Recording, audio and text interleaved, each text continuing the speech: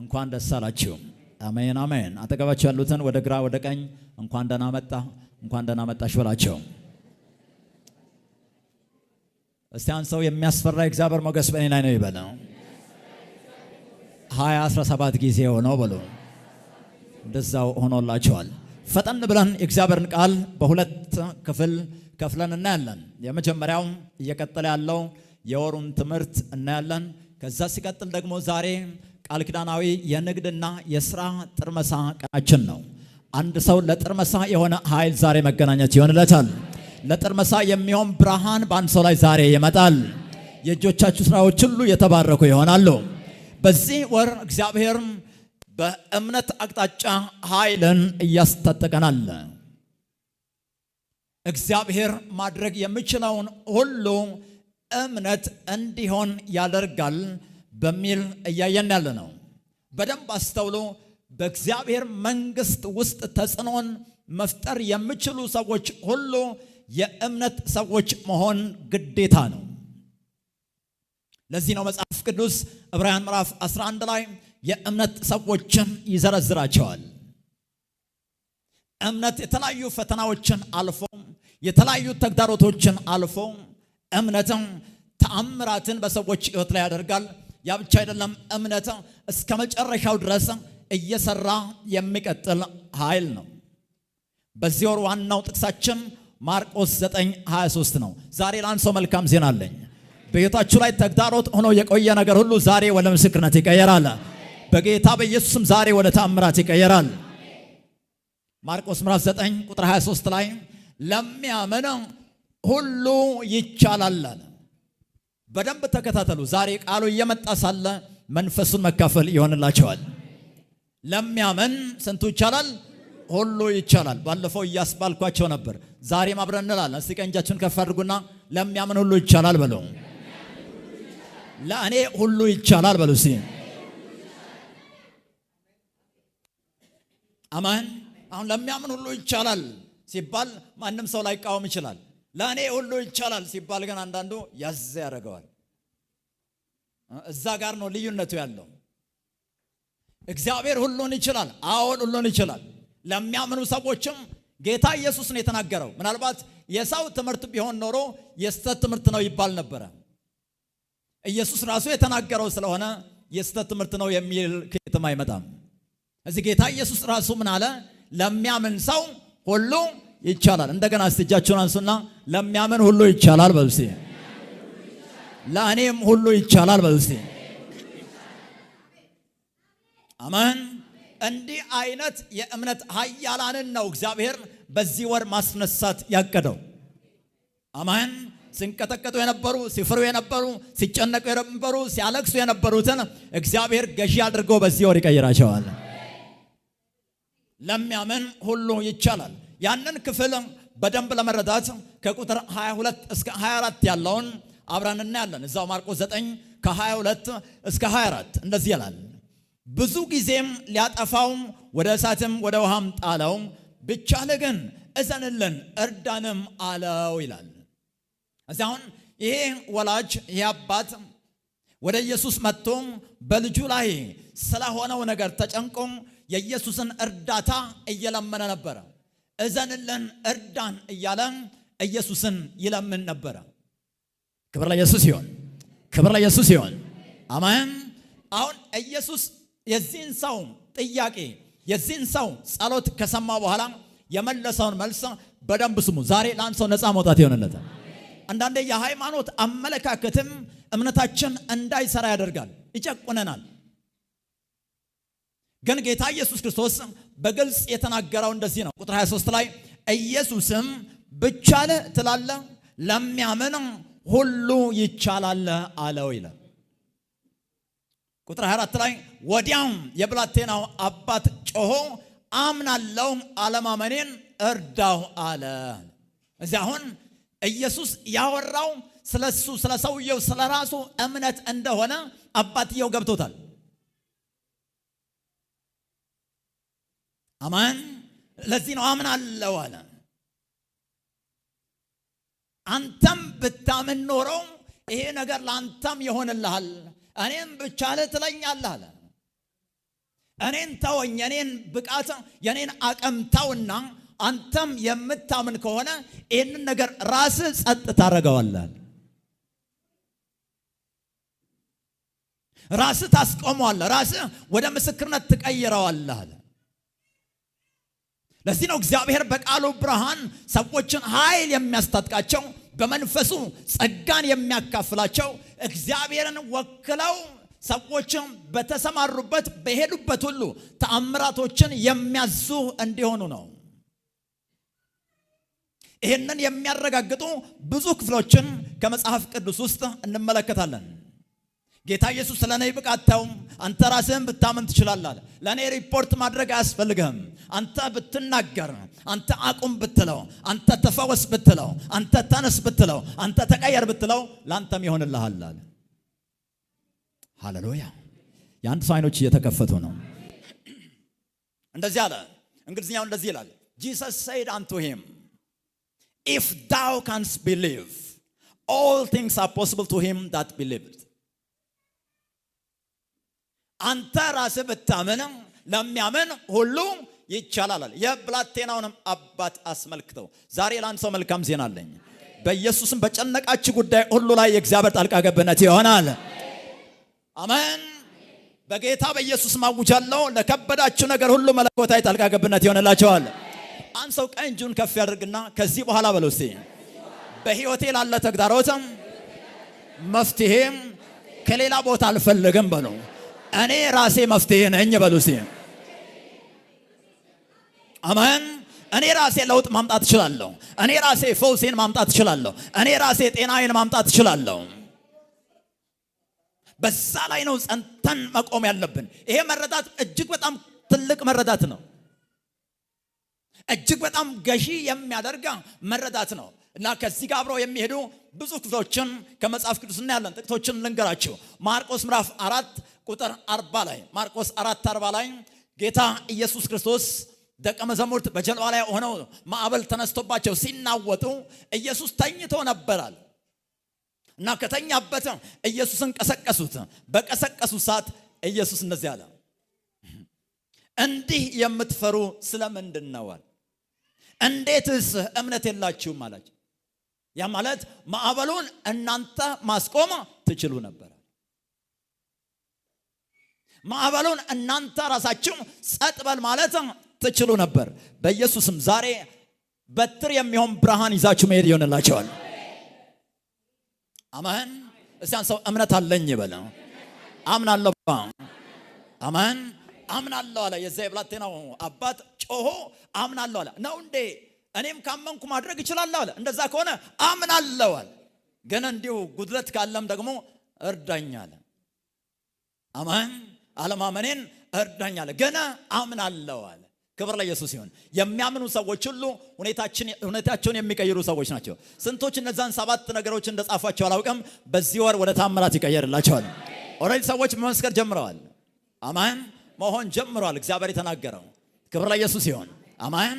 እምነታችሁ የት አለ? እንዴትስ እምነት የላችሁም አላቸው አለ። ማርቆስ ምዕራፍ 11 ቁጥር 23 ላይ ማርቆስ 11:23 ላይ እውነት እላችኋለሁ ማንም ያለው ነገር እንዲደረግለት ቢያምን በልቡ ሳይጠራጠር ይህንን ተራራ ተነቅለህ ወደ ባህር ተወርወር ቢል ይሆንለታል። ይህን የመጨረሻ አረፍተ ነገር ይዛችሁ እንድትሄዱ እፈልጋለሁ። ክብር ለኢየሱስ ይሁን። እስቲ እምነት በሉ እስቲ። ችግሩን ለእግዚአብሔር ሪፖርት አያደርግም በሉ እስቲ።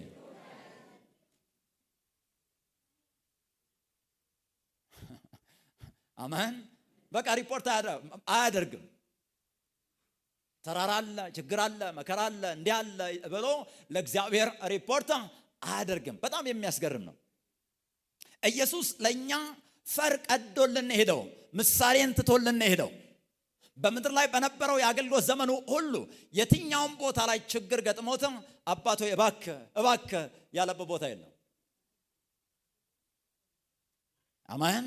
ያ ኢየሱስ ነው ይላል አንድ ሰው ቁጭ ብሎ። እኛ ደግሞ ሰዎች ነን ይላል አንድ ሰው።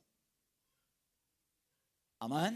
ዮሐንስ 14:12 ላይ ሄዱና ለዛ መልስ ታገኛላችሁ። ዮሐንስ ወንጌል ምዕራፍ 14 ቁጥር 12 ላይ እንደዚህ አለ፣ እውነት እውነት እላችኋለሁ አለ። በእኔ የሚያምን እኔ የማደርገውን ሥራ እርሱ ደግሞ ያደርጋል፣ ከዚህም የሚበልጥ ያደርጋል። በእኔ የሚያምን እኔ የማደርገውን እርሱ ያደርጋል፣ ከዚህም የሚበልጥ ያደርጋል። እስቲ እንደገና እጆቻችሁን አንሱና እምነት በሉ እስቲ። ተግዳሮትን ለእግዚአብሔር ሪፖርት አያደርግም በሉ እስቲ። ምን ያደርጋል ካላችሁ፣ ተራራ ከሆነ ተነቀልና ወደ ባህር ተወርወር ይለዋል። በሽታ ከሆነ ተፈወስ ይላል፣ ያዛል። የዛን ጊዜ የእግዚአብሔር ኃይል ያጸናዋል ማለት ነው። የእግዚአብሔር እጅ ያጸናዋል ማለት ነው። የዛን ጊዜ እዚህ ነው አልዓዛር ጋር ሄዶ ጌታ ኢየሱስ ክርስቶስ አባት ሆይ ይሄን ሰው አስነሳ አይደለም ያለው፣ አልዓዛር ተነሳል። እዚህ እምነት ሁል ጊዜም ሁኔታውን ይቆጣጠራል፣ ሁኔታውን ይገዛል ማለት ነው። ክብር ለኢየሱስ ይሁን፣ ክብር ለኢየሱስ ይሁን። አንድ እግዚአብሔር ሰው በንሰን ኢዳውሳ የሚባሉት ከብዙ ዓመታት በፊት እሳቸው በሚኖሩበት ከተማ የዓለም አቀፍ የጠንቋዮች ስብሰባ ሊደረግ ነበረ እና ስብሰባው ሚዲያ ላይ አናውንስ ተደርጓል። በዚህ ከተማ ላይ ዓለም ላይ አሉ የተባሉ ጠንቋዮች ስብሰባቸውን ያደርጋሉ ተብሎ ማለት ነው። ልክ ይህንን ሲሰሙ እኚህ እግዚአብሔር ሰው እንደዚህ አሉ፣ እኔ ባለሁበት ከተማ ይሄ ስብሰባ አይደረግም። አሜን። እዛ የስብሰባው ዋና ሰብሳቢ የሆነው ዋናው ጠንቋይ እንደዚህ አለ፣ እንኳን አንተ ቀርቶ አለ አንተ ኢየሱስ የምትለው ቢመጣ እንኳን ይሄን ስብሰባ አያስቆምም አለ። ሰይጣን ይፎክራል እኮ እንደሚያገሳ አንበሳ ይሆናል አይደል? ያለ ይፎክራል። ግን እናንተም አቋማችሁን ጸንታችሁ መያዝ አለባችሁ። ክብር ለኢየሱስ ይሁን፣ ክብር ለኢየሱስ ይሁን። ያለፉት 2-3 ቀናት ቤታችን ላይ እምነትን የሚፈታተን አይነት ነገር ተፈጥሮ ነበር፣ ግን አቋም አልለቀቅን። አሜን። ትላንትና ወደ ሙሉ ምስክርነት ተቀይሯል። ሃሌሉያ፣ ክብር ለኢየሱስ ይሁን። አሜን። እዛኝ እግዚአብሔር ሰው እንደዚህ አለው፣ አንተ አለ ኢየሱስ ላንተ መምጣት አያስፈልገውም፣ እኔ አለሁ አለ። አሜን። ኢየሱስ የጠንቋይ እኩያ አይደለም፣ ለጠንቋይ ሊመጣል እኔ አለሁ። ክብር ለኢየሱስ ይሁን። ከዛ ሚዲያ ላይ ፊት ለፊት ክርክር ነበረ። ይሄ ጠንቋዮች አለቃና እኚህ እግዚአብሔር ሰው ቀጥታ ላይቭ እየተላለፈ ማለት ነው፣ ናሽናል ቴሌቪዥን ላይ። እዛ መጨረሻ ላይ አወሩ። ይሄ ስብሰባ ይደረጋል ነው የምትለው? አዎ ይደረጋል፣ ማንም አያስቆመን ማለት ሰውየው። አንተ ግን እንዲሁ እውነት ጠንቋይ ነህ አሉ እኚህ ሰው። ጠንቋይ ከሆንክ የኔ መጽሐፍ እንደዚህ ይላል፣ ሟርተኛይቱን በህይወት እንድትኖር አትፍቀድ ይላል፣ አሁን ገድልሃለሁ አሉ። አሜን። አሁን ገላ እውነት ጠንቋይ ነህ ሰውየው አይደለውም ማለት። ክብር ለኢየሱስ ይሁን። በቃ እዛው ስብሰባው አለቀ፣ በቃ ክብር ለኢየሱስ ይሁን። ከዛ በኋላ ለካ የሀገሪቱ ፕሬዝዳንት ያንን ክርክር ሚዲያ ላይ ያይ ነበረ እና ከዛው ከቢሮው ለዓለም አገራት ያሉ ኤምባሲዎች ሁሉ ደብዳቤ ጽፎ ማንም ጠንቋይ አገሬ እንዳይገባል።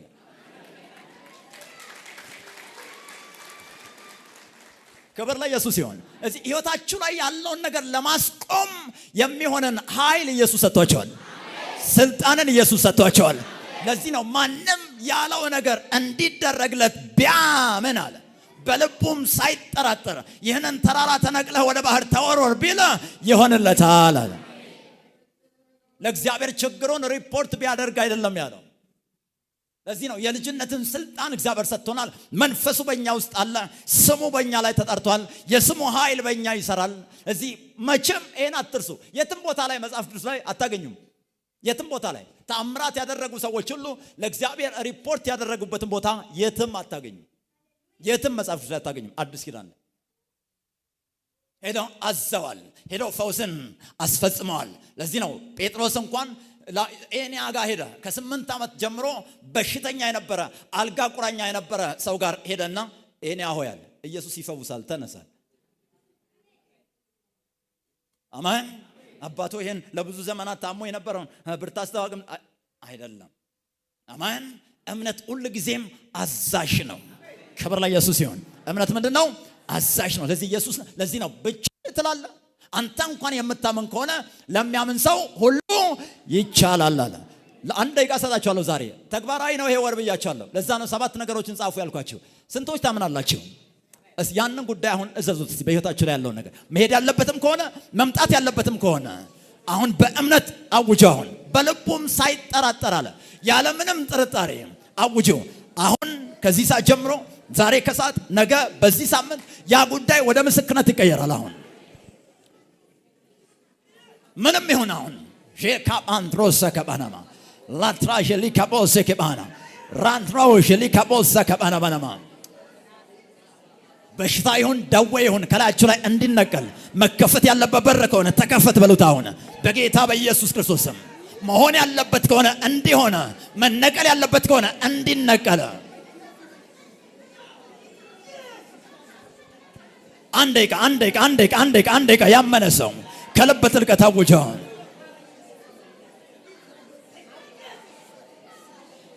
በጌታ በኢየሱስ ስም ጸልየናል። እንዳወጃችሁት እንደዛው በኢየሱስም ሆኖላችኋል። እዚህ ነው ኤልያስ ሲናገር እንደዚህ አለ፣ ከአፌ ቃል በቀር። አሜን። ከአፌ ቃል በቀር እኔ ካልተናገርኩ በቀር። እዚህ እግዚአብሔርን ወክለን ነው እዚህ የምንናገረው። እግዚአብሔርን ወክለን ነው እዚህ የምንሰራው። እዚህ በደንብ ያዙ። እምነት ተግዳሮትን ለእግዚአብሔር ሪፖርት አያደርግም። አሜን። ተግዳሮትን ያስቆመዋል፣ ተግዳሮትን ያዛዋል እንጂ ሪፖርት አያደርግም። ክብር ለኢየሱስ ይሁን፣ ክብር ለኢየሱስ ይሁን። እዚያን ሰው እግዚአብሔርን አላስቸግርም ይበል። አሜን። በእኔ የሚያምን እኔ የማደርገውን ስራ እርሱ ደግሞ ያደርጋል፣ ከዚህም የሚበልጥ ያደርጋል አለ። ለዚህ ሁኔታዎች ኢየሱስን በሚታዘዙት ልክ ለእኛ ይታዘዙናል። እምነታችን ሕያው ሲሆን ኢየሱስን በሚታዘዘው ልክ ሁኔታው እኛን ይታዘዘናል። ክብር ለኢየሱስ ይሁን። ምክንያቱም እምነታችን በሱ ላይ ስለሆነ፣ በኢየሱስ ላይ ስለሆነ በእኔ የሚያምናል። የምናምነው ራሳችንን አይደለም። የምናምነው የራሳችንን ብርታት አይደለም፣ የራሳችንን አቅም አይደለም። ኢየሱስን ነው አምነን በሱ ላይ ባለን እምነት ላይ ቆመን ነው የምናዘው። ክብር ለኢየሱስ ይሁን። አሜን። የኢትዮጵያ መንግስት አሰራርን በተወሰነ ደረጃ ታውቃላችሁ ብዬ አስባለሁ። የክልል መንግስታት አሉ። የክልል መንግስታት ለእያንዳንዱ ነገር አይደለም ፌደራል የሚደውሉት። አሜን። ፌደራል መንግስት ጋር ምንም ሳይደውሉ በራሳቸው የሚያደርጓቸው በጣም ብዙ ነገሮች አሏቸው። የሚያስፈልጉ ደግሞ የተለያዩ የግንኙነት ጉዳዮች አሉ። እኛም እግዚአብሔር ጋር ለጸሎት እንኳን ስንመጣ የህብረት ግንኙነት አለን ከእግዚአብሔር ጋር፣ የእምነት ግንኙነት አለን ከእግዚአብሔር ጋር። ክብር ለኢየሱስ ይሁን። እዚህ እያንዳንዱ አሁን ሌላ ሰው አትጠብቁም። ከዚህ በኋላ እናንተ ናችሁ የምታስቆሙት። ከጥቂቱ ጀምሩ፣ ከትንሹ ጀምሩ፣ እያደጋችሁ ወደ ትልቁ ትሄዳላችሁ ማለት። አሜን። የሞተውን እስከ ማስነሳት ትሄዳላችሁ ማለት። ክብር ለኢየሱስ ይሁን። የእምነትን የስር ነቀል ለውጥ ኃይል ማሰራት በሚል ባለፈው ሳምንት የጀመርነውን ፈጠን ብለን እናይና ከዛ ወደ ንግድና ወደ ስራ ጥርመሳ አቅጣጫ እንሄዳለን። እምነት ምንድነው? እምነት ምንድነው? እምነት ከሕያው የእግዚአብሔር ቃል የተቀዳ ሕያው ማስረጃን የሚያመጣ ሕያው ኃይል ነው። ሕያው ኃይል ነው። ከሕያው የእግዚአብሔር ቃል የተቀዳ እምነት በተለያዩ አቅጣጫዎች ከእግዚአብሔር ቃል ውስጥ ነው የሚቀዳው። አዛዥነታችን የሚመጣው ከእግዚአብሔር ቃል ውስጥ ነው። የእምነታችን ጥንካሬ ብርታት የሚመጣው ከእግዚአብሔር ቃል ውስጥ ነው። እዚህ ከእግዚአብሔር ቃል ውስጥ ሕያው ከሆነው ቃል ውስጥ እምነት ይቀዳና የሚታዩ ተጨባጭ ማስረጃዎችን ያፈልቃል። ሁል ጊዜም እምነት ማስረጃ አለው። የሚታይ ውጤትን ያዛል። እምነት የሚታይ ለውጥን ያዛል። እምነት ሁል ጊዜ ግን እምነት ሁሌም ምንጩ የእግዚአብሔር ቃል መሆኑን በደንብ አስተውሉ። እዚህ ለእግዚአብሔር ቃል ትኩረትን የማይሰጥ ሰው የእምነት ሰው መሆን አይችልም። ሰው እምነት ኃይል ነው። እምነት ጉልበት ነው። የሚሰራ ኃይል ነው። ነገር ግን የሚፈልቀው የሚወጣው ከእግዚአብሔር ቃል ውስጥ ነው። እነዛን ጉዳዮችን አስመልክቶ የሕይወታችን ጉዳይ አስመልክቶ የእግዚአብሔር ቃል ምን ይላል? እምነታችሁ ምን ላይ ደርሷል? እንዴት ተገንብቷል እምነታችሁ? አንድ ጊዜ የእግዚአብሔር ባሪያ የቤተ ክርስቲያን ፕሮጀክት እየሰሩ የነበሩ ሰዓት ላይ ፕሮጀክቱ መሃል አካባቢ ላይ ደርሶ ብዙ ገንዘብ ያስፈልግ ነበረ እና ጎን ለጎን ብዙ አብሮ የሚሄዱ እየቀጠሉ የነበሩ ፕሮጀክቶች ነበሩ እና የቸርች መሪዎች ተሰብስበው የእግዚአብሔር ሰው አሁን ይሄን ሁሉ መጨረስ አንችልም፣ ስለዚህ አንዱ ቆይቶ አንደኛውን ጨርሰን ብንቀጥል አይሻልም ወይ ብሎ አሏቸው። ከዛ እንደዚህ አሉ፣ እሺ የትኛውን እናንተ መጨረስ ትችላላችሁ አልኳቸው። ከዛ እናንተ መጨረስ የምትችሉትን ለእናንተ ሰጥቼ ሌላውን ለእግዚአብሔር እሰጣለሁ አልኩኝ። ከዛ ሲሉ የትኛውንም ያስጨርስ ገንዘብ ቦታው ላይ የለም። እዚህ ሁሉንም እየሰራ ያለው ማን ነው? እግዚአብሔር ነው። ስለዚህ ለእግዚአብሔር ተውት ሁሉንም እና ሁሉም ኤግዛክትሊ እግዚአብሔር በተናገረው ሰዓት ተጠናቀቀ። አሜን አሜን፣ ክብር ለኢየሱስ ይሁን። እዚህ የተለያዩ ጉዳዮችን አስመልክቶ ከእግዚአብሔር ቃል ውስጥ ሕያው የሆነን እምነት እንቀዳለን እናፈልቃለን ማለት ነው። ሮሜ 10:17 ላይ ታያላችሁ። ሮሜ 10:17 የእግዚአብሔርን ቃል በምትሰሙበት ጊዜ ልባችሁ የተከፈተ ከሆነ በልብ ውስጥ እምነት ይፈጠራል። አሜን። እዚህ ሰዎች አንዳንዶች አእምሯቸውን ጭንቅላታቸውን ነው የሚከፍቱት፣ ሌሎች ደግሞ ጭንቅላታቸውን ልባቸውን ነው የሚከፍቱት። አእምሯቸውን ብቻ የከፈቱ ሰዎች የአእምሮ ዕውቀት ጥቅስ ምናምኑን ንግግር ዘየውን ይዘው ይሄዳሉ። እምነታቸውም እዛ ደረጃ ላይ ብቻ ይቀራል ማለት ነው። ከዛ እንዲህ አይነቶችን ሲያወሩ ስለ እምነት በጣም ሊያወሩ ይችላሉ፣ ብዙ ሊያስተምሩ ሁሉ ይችላሉ። ግን ኃይል ያለው አሸሮች የእንቅስቃሴ በዛ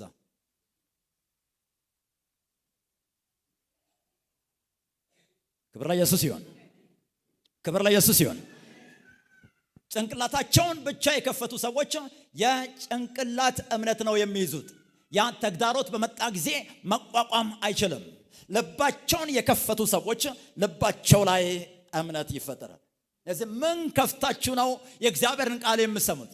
እውነት ልባችሁ ተከፍቶ ከሆነ የእግዚአብሔርን ቃል የምትሰሙት ልባችሁ ላይ ነው እምነት የሚገነባው። ልባችሁ ላይ እምነት ስር ከሰደደ ደግሞ የትኛውም ሁኔታ አያናውጠውም። የትኛውም ነገር ቢመጣ እርግጠኛ ትሆናላችሁ። ስለዚህ ከቃሉ ውስጥ እምነት ይመጣል። ግን እምነታችሁ ወደ ልብ እንዲወርድ ልብ ላይ ስር እንዲሰድ ማድረግ ይኖርባቸዋል። እምነት ምንድን ነው? እምነት የእግዚአብሔርን ቃል ስራ ላይ ማዋል ነው። እምነት የእግዚአብሔርን ቃል ስራ ላይ ማዋል ነው። እምነት ብዙ ሰዎች እንዲሁ ዝም ብለው እግዚአብሔርን አምናለሁ ይላሉ።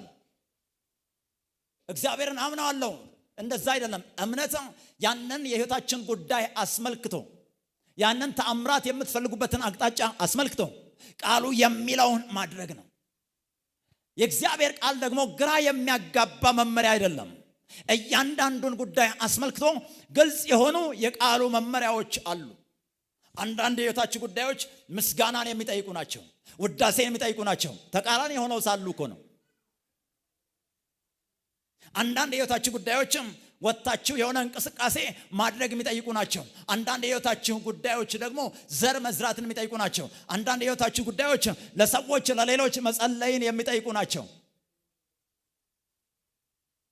እዚህ እግዚአብሔርን ቃል አምኖ ስራ ላይ ማዋል ያ እምነት ይባላል። የዛን ጊዜ እምነት ውጤትን የሚያመጣ ይሆናል። ዮሐንስ ምዕራፍ 2 ከቁጥር 1 እስከ 11 ዮሐንስ ምዕራፍ 2 ከ1 እስከ 11 መንፈስ ቅዱስ እናመሰግናለን። አንድ ሰው ጸጋን እየተካፈለን ያለው መንፈስ እየተካፈለን ያለው ጌታ ኢየሱስ ቃና ዘገሊላ ላይ ሰርግ ያለበት ቦታ ሄደው ውሃውን ሙሉት አለ። እዚህ አሁን ሰዎቹ ኢየሱስ ያንን ተአምራት እንደሚያደርግ ካመኑ ውሃውን መሙላት ግዴታ ነው።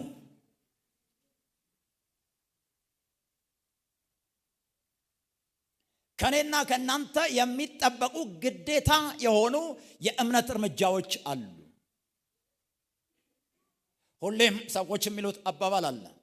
አሳ መቼም ቢሆን ከባህር ውስጥ ዘሎ አንተ ቤት ድስት ውስጥ አይገኝም ይባላል።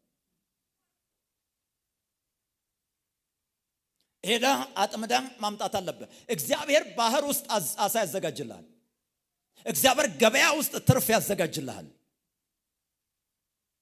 እግዚአብሔር የንግዱ ቦታ ላይ የተለያዩ ቦታዎች ላይ ስራን ያዘጋጅላችኋል። ለዛ የእግዚአብሔርን ቃል አምናችሁ ወጣችሁ እንቅስቃሴ ማድረግ አለባችሁ። እዚህ እምነት የሚባለው ነገር እንደ አስማት አይነት ነገር አይደለም። እምነት የሚሰራ መርህ ነው። እንዲሁ ዝም ብሎ ከሆነ ቦታ ላይ ገንዘብ የሚመጣ ከሆነ ቦታ ላይ የሆነ ነገር የሚመጣ አድርገው ሰዎች ያስባሉ። አይደለም። እምነት የእግዚአብሔርን ቃል 1 2 3 ብሎ መተግበር ነው። ቃሉ እንደዚህ ይላል፣ ይሄንን የህይወቴን መሻት ወደ ተአምራት ለመቀየር ይሄንን ማድረግ አለብኝ፣ እንደ አይነት እርምጃ መውሰድ አለብኝ ብሎ መውሰድ ነው። እምነት የእግዚአብሔርን ቃል ስራ ላይ ማዋል ነው። ልክ እነሱ የራሳቸውን ድርሻ ሲወጡ ስራን ሲያደርጉ ውሃው ያለምንም ትግል ወደ ወይን ጠጅ ሲቀየር ታያላችሁ። ለዚህ ነው ብዙ ጊዜ እዚህ ተልኮ ውስጥ ሰምታችኋል። አንድ ሰው የቃል ኪዳን ኃላፊነቱን በትክክል ከተወጣ በኋላ እግዚአብሔርን ማስታወስ እንኳን አያስፈልገውም። አይረሳም እግዚአብሔር። አማን። እንዳትረሳ ማለት እንኳን አያስፈልግም። እዚህ የእምነት ኃያል መሆን ከፈለጋችሁ የእግዚአብሔር ቃል የሚለውን በዛ አቅጣጫ ላይ በደንብ የምትተገብሩ መሆን አለባችሁ። ኢየሱስ ጌታ ነው። ጌታ ኢየሱስ ክርስቶስ መንፈሳዊ ዓለም ላይ ለኛ የሚያስፈልገው ነገር ሁሉ ሰርቶ ጨርሷል። ሁሉ ነገር ተሰርቶ ያለቀ ነው።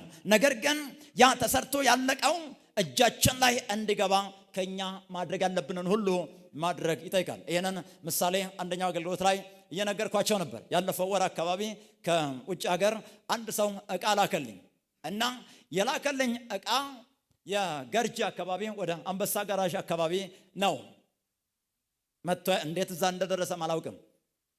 ግን ከዛ ስልክ ተደወለልኝ። ስለዚህ አሁን እቃው እንዲዘጋጅ እኔ የከፈልኩት ምንም ነገር የለም። እቃውን ለመግዛትም ገንዘብ ያወጣው የሰራ የተለያየ ነገር ያደረገ አካል ሌላ አካል ነው። ምንም ያደረኩት ነገር የለም። ነገር ግን እቃው ከአሜሪካ ተነስቶ ኢትዮጵያ ገባ ማለት ተስፋዬ እጅ ላይ ገባ ማለት አይደለም። ክብር ለኢየሱስ ይሁን። አሜን። እዚህ በእኔ እጅ እንዲገባ እኔ ደግሞ ማድረግ የነበረብኝ ነገር ነበር። እሱም ሰው መላክ ነበረብኝ። ያ ሰው ሄዶ አመጣ። ለሚሄድ ሰው ትራንስፖርት መክፈል ነበረብኝ። የስልክ መደወል፣ የተለያዩ ነገሮችን ማድረግ ነበረብኝ። የኔም ቢሆን እንኳን እነዚህን እርምጃዎች እኔ ካላደረኩ የኔ ሆኖ እኔና ለኔ የተላከው ዕቃ ሳንገናኝ እንኖር ነበር። ለዛውም 2 ቀን 3 ቀን ሁሉ ቆይቷል። እኔ እርምጃን ካለመውሰድ የተነሳ ብፈልግ እዛች ሰዓት ላይ ሄጄ መውሰድም እችላለሁ። የኔ ነው፣ መብቴ ነው። ግን 2 ቀን 3 ቀን ቆይቷል። አሁንም ክርስቶስ ኢየሱስ የሰራልን ስራ ሁሉ ያለው በሰማያዊ ስፍራ መንፈሳዊ ዓለም ላይ ነው አለ ኤፌሶን ምዕራፍ 1 ቁጥር 3 ላይ። ለእያንዳንዳችን በህይወት የምትፈልጉት ነገር ሁሉ ተሰርቶላቸዋል። ግን ከሰማያዊ ስፍራ ከመንፈሳዊ ዓለም ወጥቶ እጃችሁ ላይ እንዲገባ የእግዚአብሔርን ቃል እየተገበራችሁ የእምነት እርምጃዎችን መውሰድ ይኖርባቸዋል። አለበለዚያ እናንተና በረከታችሁ እናንተና ርስታችሁ ሳትገናኙ ትኖራላችሁ ማለት ነው። ርስት እያላችሁ ርስታችሁን ሳትቀበሉ ማለት ነው። ክብር ለኢየሱስ ይሁን። ክብር ለኢየሱስ ይሁን። አንዳንድ ጊዜ ለሰዎች ገንዘብ ተልኮ ባንክ ቤት ገንዘቡ አለ፣ ግን ሰዎቹ ካለማወቅም የተነሳ በተለያየ ምክንያት ገንዘቡ እጃቸው ላይ ሳይገባ ይቀራል። እዚህ ልክ ኢየሱስ አሁን ሰርቶ የጨረሰው ነገር ለኛ ባንክ ቤት ውስጥ ተልኮ እንዳለ ገንዘብ አይነት ነው። በደንብ አስተውሉ። ያንን ለማውጣት የራሳችሁ ለማድረግ መሄድ አለባችሁ። ባንክ መታወቂያችሁ ማሳየት አለባችሁ። ፎርም መሙላት አለባችሁ። ይሄ ሁሉ ከእናንተ የሚጠበቅ ነገር ነው። የኔ ነው፣ ዝም ብላችሁ ስጡ፣ በእኔ ስም ነው የተላከው አንጡ ብትሉ ማንም የሚያውቃችሁ ሰው የለም። የዚህ እምነት ሁሉ ጊዜ የእግዚአብሔርን ቃል ማሰራት ነው። የእግዚአብሔርን ቃል መተግበር ነው። ክብር ለኢየሱስ ይሁን። ክብር ለኢየሱስ ይሁን። በኢየሱስ ክርስቶስም ከበረከታችሁ ጋር ተለያይታችሁ አትኖሩም። እምነት ምንድን ነው? እምነትም በቃሉ ብርሃን ከእግዚአብሔር ጋር ኃላፊነትን መጋራት ነው። እምነት በቃሉ ብርሃን ከእግዚአብሔር ጋር ኃላፊነትን መጋራት ነው። ኃላፊነትን መጋራት ነው። It's sharing responsibility። ኃላፊነትን ከእግዚአብሔር ጋር መጋራት ነው። ያም ማለት እግዚአብሔር የቃል ኪዳን አምላክ ነው። የቃል ኪዳን አምላክ መንፈሳዊ ዓለም ላይ የሚሰሩ መንፈሳዊ ነገሮችን እሱ ይሰራል። አካላዊ ዓለም ላይ ያሉ እኛ ማድረግ ያለብንን እኛ እናደርጋለን። ዮሐንስ ምዕራፍ 9 ከቁጥር 1 እስከ 8 ላይ ዮሐንስ 9 ከ1 እስከ 8 አይነ ስውር የሆነውን ሰው እዛ ጋር ታያላችሁ እና ወደ ጌታ ኢየሱስ ክርስቶስ አመጡት እና ኢየሱስ ያንን ሰው ካየ በኋላ ጭቃ ወስዶ አይኑ ላይ ለጠፈና ቁጥር 7 ላይ ሄደ በሰሊሆም መጠመቂያ ታጠበ አለው። አሜን። ሄደ በሰሊሆም መጠመቂያ ታጠበ አለ። ሄዶም ታጠበ እያየም ተመለሰ አለ። እዚህ አሁን ይሄ ሰው መውሰድ ያለበት ኃላፊነት ከእግዚአብሔር ጋር ከኢየሱስ ጋር መጋራት ያለበት ኃላፊነት ሄዶ መታጠብ ነው። እዚህ የእምነት ሰው ከሆናችሁ የራሳችሁን ኃላፊነት እናንተ ትወጣላችሁ። አይ ቲንክ ይሄንን ከዚህ በፊትም ብያቸዋለሁ። እግዚአብሔር ለእናንተ የማያደርግላችሁ ነገር አለ፣ እናንተ ማድረግ አለባችሁ።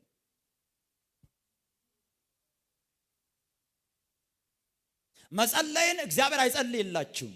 እንድትጸልዩ ጸጋ ሊሰጣችሁ ይችላል ይሆናል። ጸጋን ይሰጣል። እግዚአብሔር እናንተን ወክሎ የማያደርጋቸው ነገሮች አሉ። የእናንተን ኃላፊነት መጋራትን የሚጠይቁ እዚህ በደንብ ኃላፊነትን መጋራት አለባችሁ። የራሳችሁን ድርሻ በደንብ መወጣት አለባችሁ። የእምነት ሰዎች ከሆናችሁ ለምሳሌ ቸርች እግዚአብሔር አይመጣላችሁም። እናንተን ወክለው እናንተ ናችሁ የምትመጡት። ቃል እግዚአብሔር አያጠናላችሁም፣ አያነብላችሁም። እናንተ ናችሁ የምታደርጉት። የእናንተ የሆነ የኛ የሆነ ኃላፊነት አለ። ያንን በትክክል የእምነት ሰው ከሆነን እንጋራለን ከእግዚአብሔር ጋር። የዛን ጊዜ የምንሻቸው ነገሮች ሁሉ በቀላሉ ወደ ተአምራት ይቀየራል። አሁን ከዚህ ከአይነ ስውሩ ሰው ማብራራት አይደለም የሚጠበቀው። ሄድና ሰሊሆም ታጥበና ሲባል አሁን ብዙ ሰው የራሱን ኃላፊነት ላለመወጣት የሚሰጠው ምክንያት አለ። እኔ አይነ ስውር ነኝ፣ ማን ይወስደኛል? ማን ያደርሰኛል? እንዴት አድርጌ እሄዳለሁ? እንደገና ጭቃ ያቀበተብኝ እንዲሁ የባሰ አድርገ እንዴት ይሆናል? በዚህ ኑሮ ውድነት እንዴት አድርጌ? ሱቅ የለም፣ ገበያ የለም፣ ዘመድ አይደለሁም፣ ብሔር አይደለሁም፣ በቃ ብዙ ነገር ይላል ሰው። እዛው ትቀራለህ ከችግር ጋር። እግዚአብሔር አይን ያላየው ይሆናል ብሎ ሲል ተቃራኒ እያወራ ተቃራኒ እያወጅ እዛው ትቀራለህ። እምነት ሁሉ ጊዜ ኃላፊነትን ይወስዳል። ምክንያት አይሰጥም። ምንም አይነት ምክንያት አይሰጥም እምነት። ባለፈው ሐሙስ ወይ አርብ እንደዚህ እያልኩኝ ነበረ። እምነት የማይሆንበትን ምክንያት ሊያብራራ አይችልም። አንድ ነገር አይሆንም ብሎ ምክንያት ሊያብራራ አይችልም መቼም ቢሆን። እዚህ እምነት ከእግዚአብሔር ጋር ኃላፊነትን መጋራት ነው። ኢየሱስ ጌታ ነው። ክብር ለኢየሱስ ይሁን። እምነት ምን ያክል ኃይለኛ ነው? እምነት ምን ያክል ኃይለኛ ነው? አንደኛ እምነትም የዲያብሎስ የሚንበለበሉ የዲያብሎስ ፍላጻዎችን ሁሉ የማጥፋት አቅም አለው። ሁሉንም የማጥፋት አቅም አለው። ዳንኤል ምዕራፍ 3 ከቁጥር 14 እስከ 28 ዳንኤል 3 ከ14 እስከ 28 ማንኛውንም የሚንበለበሉትን የክፉ ፍላጻዎች ሁሉ የማጥፋት አቅም አለው። የእሳትን ኃይል እነዛ ሶስቱ ዕብራውያን ልጆች በእምነት ሲያጠፉት ያላቸው እነሱም በእምነታቸው የእሳትን ኃይል አጠፉዋል። እዚህ በህይወታችሁ ላይ በተቃራኒ የተነሳን ነገር ሁሉ ኃይል የምታጠፉት በእምነት አማካኝነት ነው። የተለያዩ ነገሮች ኃያል መስለው ሊመጡ ይችላሉ። የተለያዩ ነገሮች 7 እጥፍ የጨመሩ መስለው ይመጣሉ። ግን እምነት ክብር ለኢየሱስ ይሁን። ክብር ለኢየሱስ ይሁን። እምነት ኃይሉን ምን ያደርጋል? ያጠፋል። ሃሌሉያ። ቅድም እንዳልኳችሁ እኔና ምስቴ ከተጋባን 14 ዓመት አልፎናል እና ልጆቻችን ላይ የጤና ተግዳሮት እንደዛ ገጥሞን አያውቅም። እና አሁን በእነዚህ በ2-3 ቀናት ውስጥ አንደኛውን የገጠመው ነገር በቃ እንዲሁ ምነግራችሁ አይነት አልነበረም። ግን የሚናወጥ ነገር የለም። አማን። ምንም አማራጭ ፍለጋ የሚባል አይታሰብም ሲጀምር። ክብር ለኢየሱስ ይሁን። አማን። እንደዛ ነው ኃይሉን የምታጠፉት ማለት ነው። እዛ ምንድነው የታወቀኝ? በቃ ለቀሪ ዘመኑ ጨርሷል። በቃ ክብር ለኢየሱስ ይሁን። አማን። በቃ ደግሞ ላይ ሆነ ማለት ነው። ኢየሱስ ጌታ ነው። እሳት 7 እጥፍ ጨምሮ አለ ንጉሱ። አልሰግድም አሉ አይደለ? 7 እጥፍ አድርጓል፣ አብዙ አለ፣ ጨምሯል። እምነታችሁ ያሸነፈውን ፈተና ያክል ነው ብርቱ የሚሆነው። ፈተናን ያላሸነፈ እምነት ብርቱ አይደለም። አልተፈተነም፣ አይታወቅማ። እዚህ ነው ዳዊት እንኳን የጎልያድን ልብስ ይሄኛውን አልፈተንኩትም አይሆንም የሳኦልን ልብስ ያለፋችሁ የትኛውንም ያክል የሚንበለበል ቢሆን ክብር ለኢየሱስ ይሁን። አማን። አደገኛ ኃይለኛ የሚያናውጥ አይነት ቢሆንም አንድ ላይ አድርጋችሁ የምታጠፉበትን የእምነትን ጋሻ አንሱ አለ። ኤፌሶን ምዕራፍ 6 ቁጥር 16 ላይ እዚህ እምነት ምን ያክል ኃይለኛ ነው ካላችሁ ከእምነት አቅም በላይ የሚሆን ነገር የለም። አልሰማችሁኝም? ሳምንት አሜን ትላላችሁ። ሁለተኛ እምነት ምን ያክል ኃይለኛ ነው? እምነት ምን ያክል ብርቱ ነው? እምነት ትንቢት የተባለ ሁሉ እንዲፈጸም ያደርጋል። አሜን። እግዚአብሔር የተናገረው ነገር ሁሉ እንዲፈጸም ያደርጋል። ምንም ያክል የማይመስል እንኳን ቢሆን እምነት ትንቢት ሁሉ እንዲፈጸም ያደርጋል። ሉቃስ ምዕራፍ 1 ቁጥር 45 ከጌታ የተነገረላት ቃል ይፈጸማልና ያመነች ብፅዕት ናት። ከጌታ የተነገረላት ቃል ደግሞ የሚታመን አይነት ነገር አይደለም። ዝም ብለሽ ከባዶ ልጅ ትወልጃለሽ ማለት ነው የተነገረው። ግን እምነት ያንንም ጭምር ማድረግ ይችላል።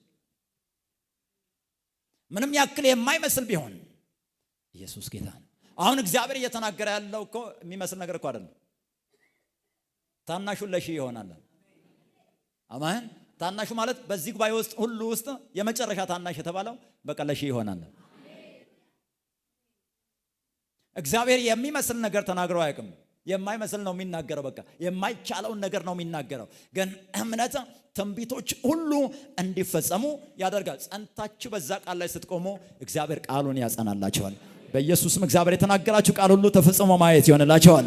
ሶስተኛ እምነት ምን ያክል ኃይለኛ ነው? እምነት ሁሉ ጊዜ ማስረጃዎችን የሚያፈልቅ ለዘላለም የሚሰራ ኃይል ነው። ሁሉ ጊዜ ማስረጃዎችን የሚያፈልቅ ለዘላለም የሚሰራ ኃይል ነው። ዕብራውያን 11 ከ1 እስከ 3 ሁሉ ጊዜ ይሰራል፣ ማስረጃን ያፈልቃል። እምነት የማናየውን የሚያስረዳ ነው፣ የማይታየውን ያስረዳል እምነት አለ ዕብራውያን 11 ቁጥር 1 ላይ። እና ለሽማግሌዎችም የተመሰከረላቸው በዚህ ነው አለ። ሁሉ ጊዜ መልካም ሪፖርት፣ መልካም ዜናን እምነት ያፈልቃል። ሁሉ ጊዜ ይሰራል። እምነት የማይሰራበት ጊዜ አይኖርም። እምነት ሁሉ ጊዜ ይሰራል። ክብር ለኢየሱስ ይሁን። ክብር ለኢየሱስ ይሁን። ቁጥር 3 ላይ ዓለማት ሁሉ የተዘጋጁት በእግዚአብሔር ቃል እንደሆነ ይናገራል። የማይታየው ነገር ሁሉ ከሚታዩት እንዳልሆነ ይናገራል። ከማይታየው ዓለም ነው የመጣው ሁሉም ነገር። እዚህ እምነት ሁሌ ማስረጃን የሚያፈልቅ ለዘላለም የሚሰራ ነገር ነው። እምነታችንን እንዴት ነው እያደገ እንዲቀጥል ማድረግ የሚቻለው? ከጊዜ ወደ ጊዜ ያድጋል፣ እየበረታ ይመጣል፣ እየጠነከረ ይመጣል። እምነታችን እንዴት ነው እንዲያድግ የምናደርገው? አንደኛው እምነት በጾምና በጸሎት አማካኝነት ያድጋል።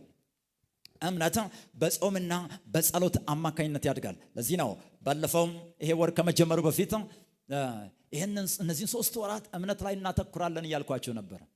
ምክንያቱም ምንድነው ካላችሁ በጾምና በጸሎት ወቅት መንፈሳችን በጣም ንቁ ይሆናል። መንፈሳዊ ነገሮችን ለመረዳት በጣም ንቁ ይሆናል። ጾምና ጸሎት በራሱ ችግርን ይፈታል ማለት ሳይሆን ጾምና ጸሎት ለመንፈሳዊ ነገሮች ምቹ መድረክን ይፈጥራል። እምነት የሚያድግበትን መድረክ ይፈጥራል። ብርሃን የምንገናኝበትን መድረክ ይፈጥራል። ኃይል የምንታጠቅበትን፣ ቅባት የምንገናኝበትን መድረክ እምነት ያመቻቻል። ጾምና ጸሎት ያመቻቻል። እዚህ በጾምና በጸሎት ወቅት ላይ ሰዎች ማድረግ ያለባቸው ምንድነው ካላችሁ፣ የእግዚአብሔርን ቃል ማጥናት አለባቸው። ብርሃን መፈለግ አለባቸው። ከመንፈስ ቅዱስ ጋር ህብረትን ማድረግ አለባቸው። በዛ ውስጥ ኃይልን ይገናኛሉ። ስለዚህ መንፈሳዊ ዓለምንም በቀላሉ አክሰስ ማድረግ ይችላሉ። ክብር ለኢየሱስ ይሁን። ክብር ለኢየሱስ ይሁን። እምነታቸው የሚያድግላቸው ሰዎች የመጽሐፉና የመንፈሱ ሰዎች ናቸው። men of the book and men of the spirit። መጽሐፍ ቅዱስን የሚወዱ ሰዎች የመጽሐፉ ሰዎች፣ መንፈሱን የሚወዱ ከመንፈሱ ጋር ህብረትን የሚያደርጉ ሰዎች ሁሉ ጊዜ እምነታቸው ያድጋል። ምክንያቱም የሚገለጥላቸው ምስጢር ሌላ ነው።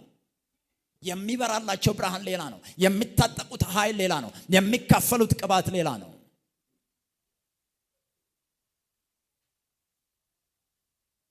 ኢሳይያስ ምዕራፍ 58 ከቁጥር 6 እስከ 8 ማየት ትችላላችሁ።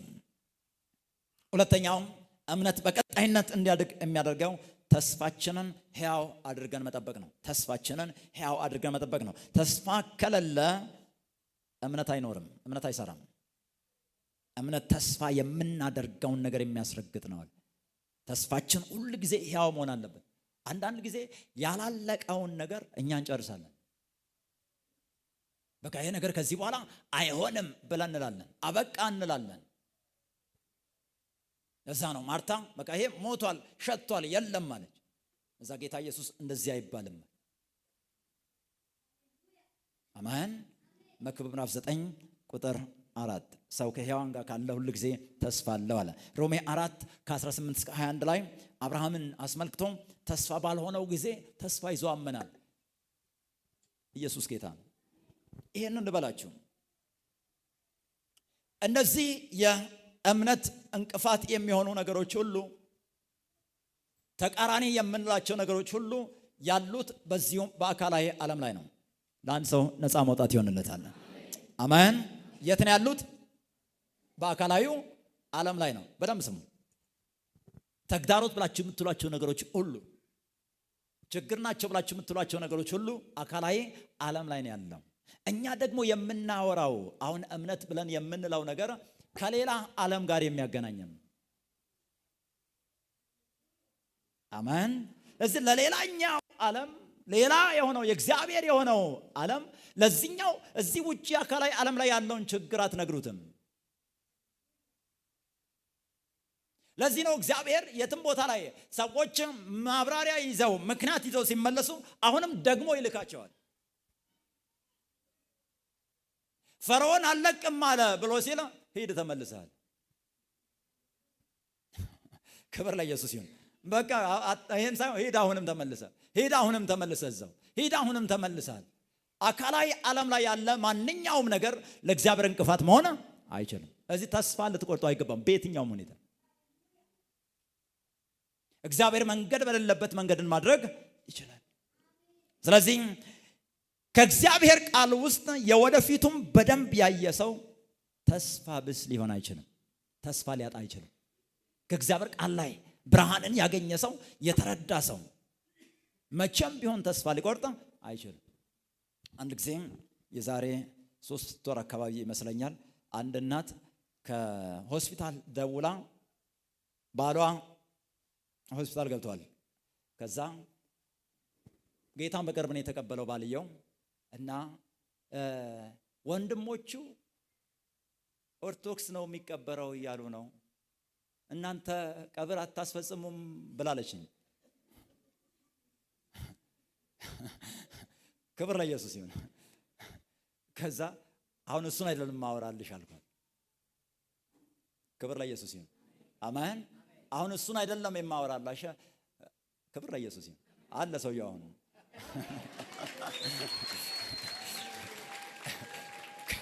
ክብር ለኢየሱስ ይሁን። አሜን። ቀብር እናስፈጽማለን ምናምን ልበላት? እኛ ቀብር አስፈጻሚ አይደለንም። ጌታ ይባረክ። አሁን እሱን አይደለም የምናወራው። አሜን።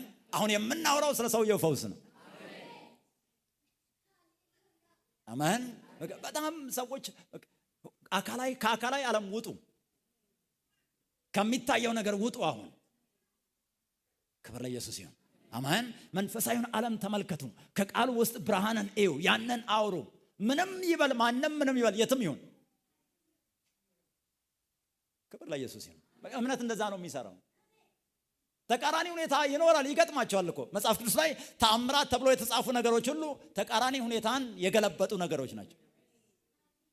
አይደለም አይደለም ወይ? ወይን ጠጅ እኮ አልቋል ሲባል እኮ አልቆ እኮ ነው። አልዓዛር ሞቶ ነው እኮ እዛ ውስጥ በቃ በሱ ሸቷል ሲባል እንደዛ ብታምኝስ የእግዚአብሔርን ክብር እንድታይ እንኳን ገና ያልተቀበረ ቀርቶ የተቀበረውንም ኢየሱስ ይነሳል እያለ ነው ያለው። አሜን። በምንም ምክንያት ምንም ያክል ተግዳሮት ይግጠማችሁ ተስፋ አትቁረጡ። ተስፋችሁን ሕያው አድርጋችሁ ማቆየት ከቻላችሁ እምነት ያንን ተስፋ ወደ ተአምራት ይቀይረዋል። መስሪያ ቤት ሄዳችሁ የሆነ ነገር ሞክራችሁ አይሆንም ካሏችሁ በቃ አይሆንም ብሏል ብላ አትመለስም። ተመልሰህ ትሄዳለህ። አሁን መንገድ ተዘግቷል፣ ይከፈታል መንገድ። አሜን። ክብር ለኢየሱስ ይሁን። በቂ የሆነ ቃል አለ ለሁሉም ተግዳሮቶች በደንብ አለ። ለዚህ ብርሃንን ከእግዚአብሔር ቃል ያገኘ ነገውን በደንብ ማየት የቻለ ሰው በምንም አይነት ምክንያት ተስፋ ሊቆርጥ አይችልም። እዚህ አሁን እያየን የምንኖረው አካላዊውን ዓለም አይደለም፣ መንፈሳዊውን ዓለም እያየን ነው የምንኖረው። የተስፋውን ቃል እያየን ነው የምንኖረው። የዛን ጊዜ እምነታችን በቀቦያንት ይሆናል። በጣም ወፍራም ሆኖ እያደገ ይመጣል። ተጽዕኖን የሚፈጥር የሆነ እምነታችን እያደገ ይመጣል። ያን ሰው አይኖች ተከፍተዋል። የአንድ ሰው አይኖች ተከፍተዋል። ክብር ለኢየሱስ ይሁን። ፈጠን ብዬ ለጥቂት ደቂቃ ስለ ንግድና ስለ ስራ ጥርመሳ እናገራለሁ። ዛሬ ፈጠን ብዬ ነው ማወራው። መያዝ የምትችሉትን ያክል ነገር ያዙ። ግን እግዚአብሔር እንደዚህ እያለ ነው ያለው፣ ታላላቅ ቢዝነሶች ከዚህ ጉባኤ ይነሳሉ። ይህንን መስማት ከቻላችሁ ሚሊዮን ሰራተኞችን የሚቀጥሩ ሰዎች ከዚህ ጉባኤ ይነሳሉ። አሜን። እግዚአብሔር ጥርመሳዎችን ያደርግልናል። ክብር ለኢየሱስ ይሁን። ግን ሁሉም ጥርመሳዎች ከቃሉ ብርሃን ውስጥ የሚመጡ ናቸው። ጥርመሳዎች ሁሉ የሚመጡት ከቃሉ ብርሃን ውስጥ ነው። ኢሳይያስ ምዕራፍ 60 ከቁጥር 1 ጀምሮ እስከ 22 ያለውን ማየት ትችላላችሁ። ቁጥር 1 ላይ ብርሃንሽ መጥቷል። ከዛ ቁጥር 22 ላይ ታናሹ ለሺህ ይሆናል፣ የሁሉ ታናሽ ለብርቱ ሕዝብ ይሆናል። ይሄ ደግሞ ለኛ የተጻፈ ቃል ሳይሆን የተሰጠን ቃል ነው።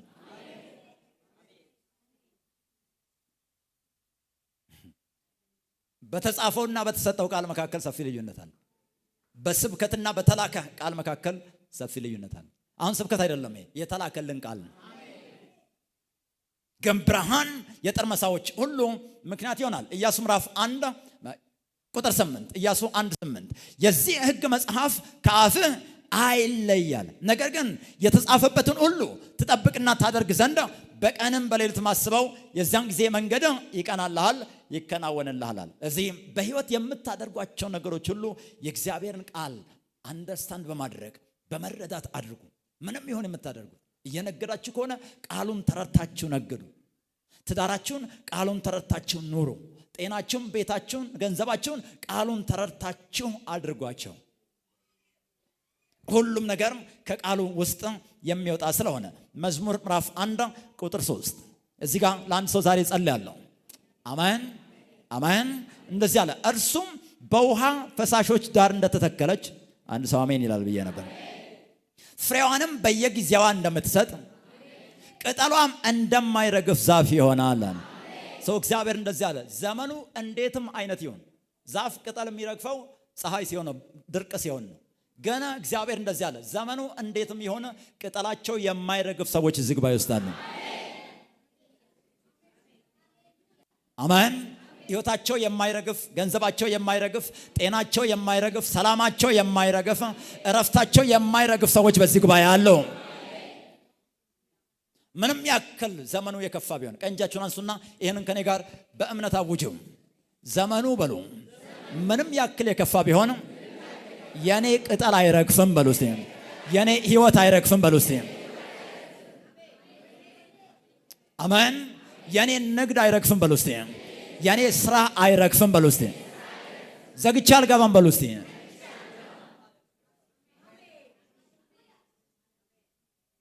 አሜን። ቅጠሏም እንደማይረግፍ ዛፍ ይሆናል። ኢየሱስ ጌታ ነው። እንደገና ቀንጃችሁን አንሱ። የምናውጅበት ምክንያት በማወጅ ነው ቃሉ የሚፈጠረው። አሜን። በማወጅ ነው ቃሉ የሚፈጠረው። እግዚአብሔር ብርሃን ይሁን እያለ ነው ብርሃን የፈጠረው። ቀንጃችሁን አንሱ። እኔ በሉ በኢትዮጵያ ኢኮኖሚ ላይ ልዩነትን አመጣለሁ በሉ። አሜን።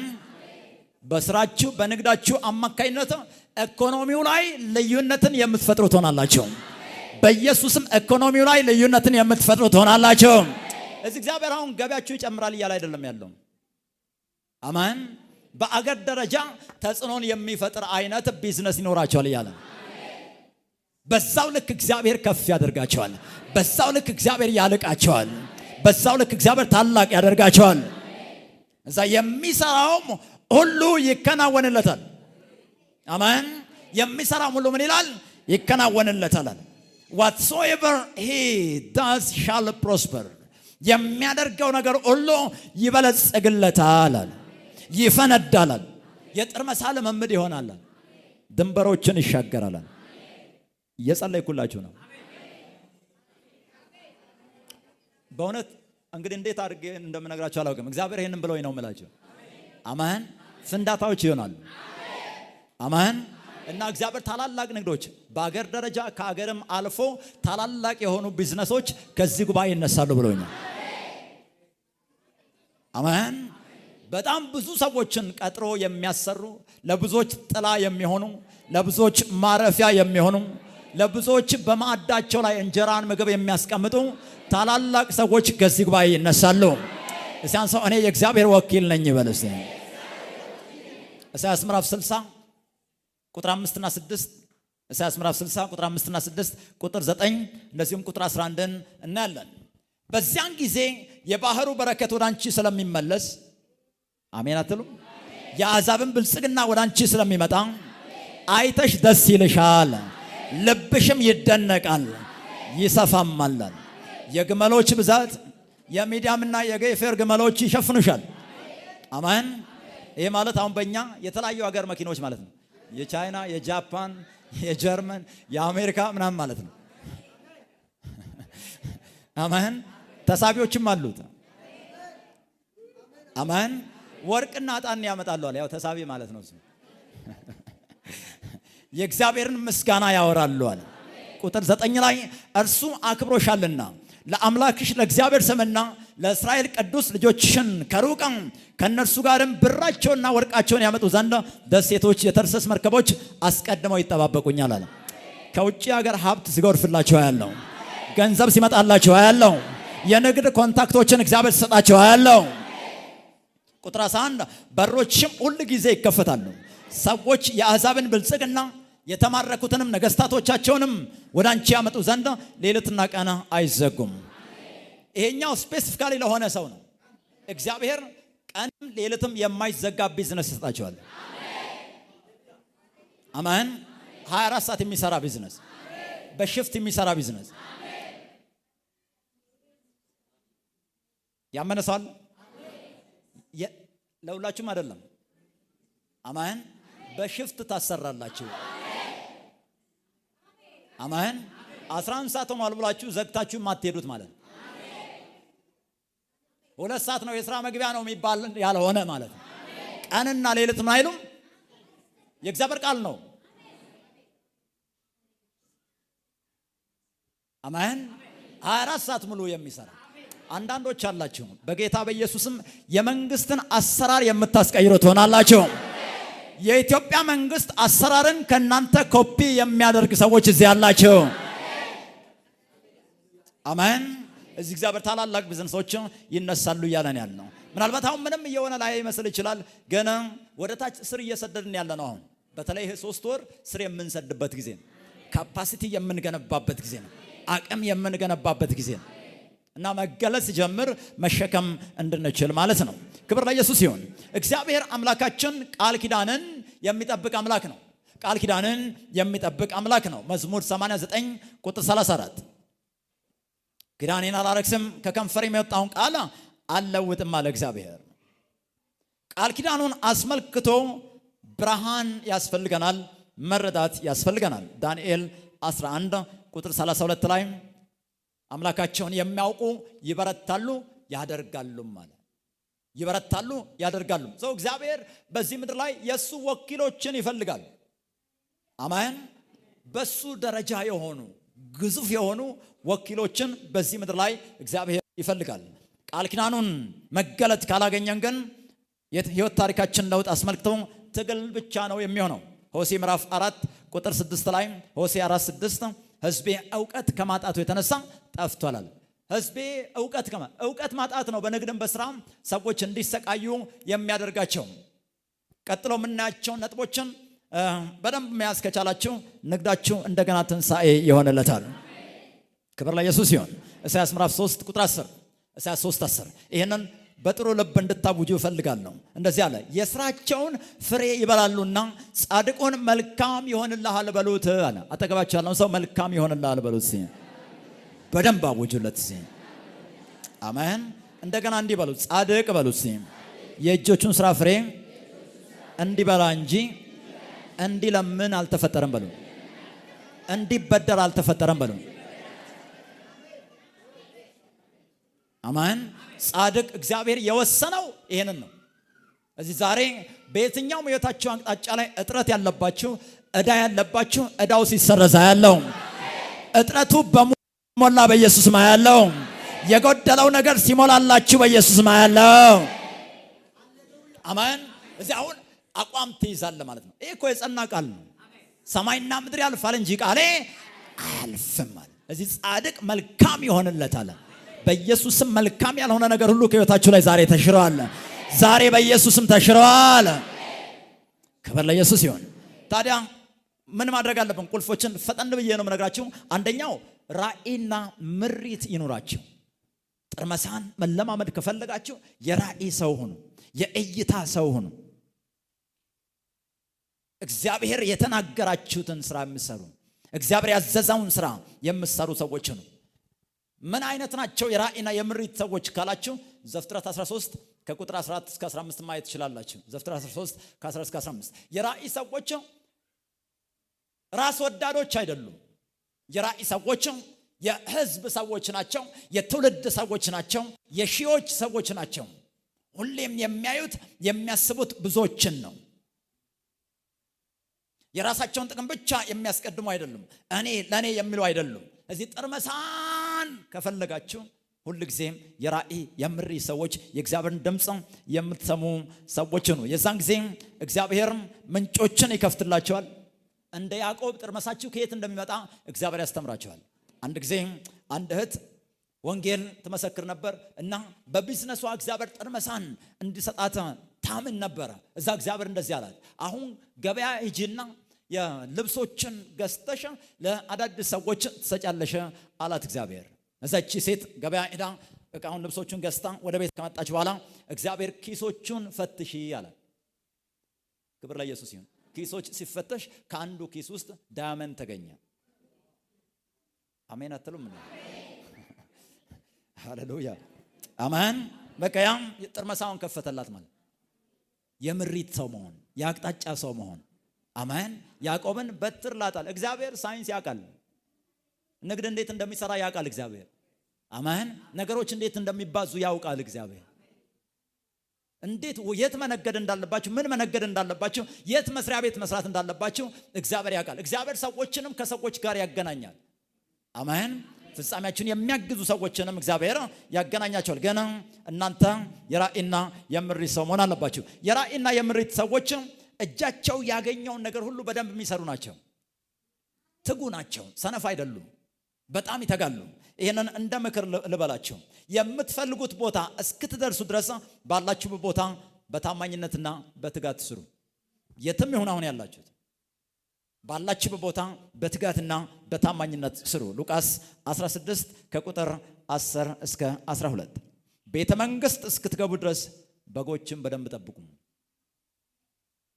አሜን። ዳዊትን እንደዛ ነው የምታዩት። ዮሴፍን እንደዛ ነው የምታዩት። መድረስ ያለባቸው እስኪደርሱ ድረስ ባሉበት ቦታ ትጎች ነበሩ። የሚመሰክርላቸው ሰዎች ነበሩ። ሁለተኛው በንግዳችሁ በስራችሁ ጥርመሳን ለመለማመድ አስተሳሰብን የሚቀይር ብርሃን አግኙ። አስተሳሰብን የሚቀይር ብርሃን አግኙ። ሮሜ 12 ቁጥር 2 በአእምሯችሁ መታደስ ተለወጡ እንጂ ይህንን ዓለም አትምሰሉ። ምን አይነት አስተሳሰብ ነው መያዝ ያለብን ካላችሁ፣ እኔ ነጋዴ ከሆናችሁ ከነጋዴዎች መካከል አንዱ አይደለሁም። እኔ የእግዚአብሔር ተወካይ ነኝ። እኔ ከሰራተኞች መካከል አንዱ አይደለሁም። የእግዚአብሔር ተወካይ ነኝ። ይሄን አስተሳሰብ ያዙዋል። በያላችሁበት ሁሉ እግዚአብሔርን ወክላችሁ እንደሆነ ያላችሁት ይሄንን ብርሃን ያዙ። ክብር ለኢየሱስ ይሁን። አሜን። አስተሳሰባችን ከተቀየረ የማይቻል ነገር የለም። የኔ ቢዝነስ፣ የኔ ስራ አገር አቀፋዊ ተጽዕኖ ማምጣት ይችላል የሚል አስተሳሰብ ይኖራችሁ። እዚህ ሰዎችም አንድ ነገር አልሰራ ሲላቸው አገር ይቀይራሉ። ግን እንዲህ ልበላችሁ፣ አገር ከመቀየር ይልቅ አስተሳሰብ መቀየር ከፍተኛ ውጤት ያመጣል። እዚሁ ኢትዮጵያ ውስጥ እግዚአብሔር ታሪካችሁን ይቀይርላችሁ። እግዚአብሔር ካልተናገራችሁ በቀር አንድ እርምጃ እንዳትወጡ። አሜን። የትም የተሻለ የሚባል ሀገር የለም። የተሻለ አምላክ ነው ያለን። አንዳንዱ መሄድ አስቧል መሰለኝ። ክብር ለኢየሱስ ይሁን። አሜን። ዝቅ ያለ አሜን ነው። አንድ ጊዜ አንድ ሰው አይ ይሄን ነገር አስተውዬ ነው አሜን ማለት ያለብኝ አለ። ክብር ለኢየሱስ ይሁን። አሜን። ሃሌሉያ። አንድ ሰው የአንበጣን አስተሳሰብ ይዞ እንደ ንስር መብረር አይችልም። አስተሳሰባችሁ መቀየር አለበት። እግዚአብሔር በሚናገረው ልክ ማሰብ መጀመር አለባችሁ። ለሺዎች መሆን እችላለሁ የሚል አይነት አስተሳሰብ መያዝ ያስፈልጋቸዋል። ሶስተኛው የእምነትን ኃይል ማሰራት ነው። የእምነትን ኃይል ማሰራት ነው። ንግዳችሁን፣ ስራችሁን አስመልክቶ እምነት ይኑራችሁ። ዕብራውያን 11 ቁጥር 7 ዕብራውያን 11 ቁጥር 7 እምነት ምን ያደርጋል? እምነት ሁሉ ጊዜ በእርግጠኝነት እርምጃ ይወስዳል። በእርግጠኝነት እርምጃን ይወስዳል። ተግዳሮቱ እያለም በእርግጠኝነት እርምጃን ይወስዳል። አይመለስም ወደኋላ። አይሆንም አይልም። ከእምነት አንደበቴ አይወጣም። ክብር ለኢየሱስ ይሁን። አሜን። አይቻልም ብሎም አያብራራም። አንዳንድ ሰው ጋር ቀርባችሁ ስታዩት በቃ እንዳትጸልዩ ሁሉ ያደርጋል። በቃ አይቻልም። በቃ ታዲያ ምን ብዬ ልጸልይ? አሜን። በቃ እንደማይሆን ዘግተውታል። ለዚህ ነው ድንጋዩን አንሱት አለ። ትንሽ እንዲሁ ምጸልይበት ክፍተት እንዲኖረው። አሜን።